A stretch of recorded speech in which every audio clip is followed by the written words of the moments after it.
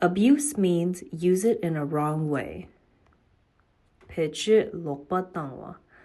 Past tense equals abused. Don't throw chalk at me. You are abusing it. The minister abused his power. Number 2, accept. Accept means say yes to an offer or invitation. Kelimpa. Past tense equals accepted. I asked her to marry me and she accepted. Please accept our sincere apologies. He accepted my invitation. Number 3, act. Act means do something in order to deal with the situation. Le dun shikcheba. Past tense equals acted.